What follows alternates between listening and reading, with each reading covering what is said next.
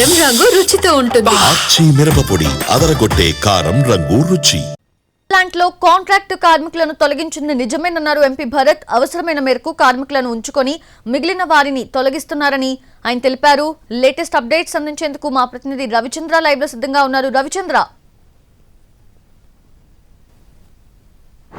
ఈ నెల 23న విశాఖ స్టీల్ ప్లాంట్లో కీలకమైన 3వ బ్లాస్ట్ ఫర్నేస్ను ఓపెన్ చేయడానికి యాజమాన్యం చర్యలు తీసుకుంటోంది. ఒకవైపు ఈ సన్నాహాలు జరుగుతుండగానే విశాఖ ఎంపీ భరత్ కీలకమైన వ్యాఖ్యలు చేశారు.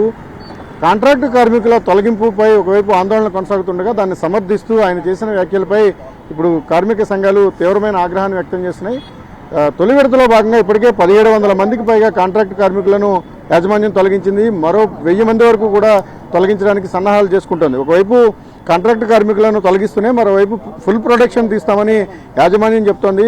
దాదాపు 100% ప్రొడక్షన్ను సాధిస్తే మాత్రమే స్టీల్ ప్లాంట్ తన మనుగడను సాగించే అవకాశం ఉందన్న అభిప్రాయాన్ని యాజమాన్యం వ్యక్తం చేస్తున్న తరుణంలో ఒకవైపు స్టీల్ ప్లాంట్ కార్మికుల తొలగింపును ఎంపీ సమర్థించడం తీవ్ర చర్చనీయాంశంగా మారిందని చెప్పుకోవాలి. దశల వారీగా తొలగింపు చేయకపోతే నడపలేమనే ఒక అభిప్రాయాన్ని యాజమాన్యం చెప్తుంటే దాన్ని ఎంపీ సమర్థిస్తున్నారనేది తీవ్రమైన ఆవేదన. ఇదే విషయాన్ని కొద్ది రోజుల క్రితం రాష్ట్ర పార్టీ అధ్యక్షుడిగా ఉన్న పల్లా శ్రీనివాస్ కూడా చెప్పారు. ఒక విధంగా తెలుగుదేశం పార్టీ నాయకత్వం స్టీల్ ప్లాంట్ యాజమాన్యం తీసుకుంటున్న ప్రతి చర్యను సమర్థించడం ద్వారా కార్మికులకు ఉపాధిని గండుకొట్టే ప్రయత్నం చేస్తుందన్న ఆవేదన అయితే వ్యక్తమవుతోంది. ఒక విధంగా అటు రాజకీయ వర్గాలు కావచ్చు, లేకపోతే ఇటు కార్మిక వర్గాల్లో కూడా తెలుగుదేశం పార్టీ నాయకత్వం చేస్తున్న ప్రకటనలపై తీవ్రమైన అసహనం కనిపిస్తోంది. Ravichandra, thanks for the updates.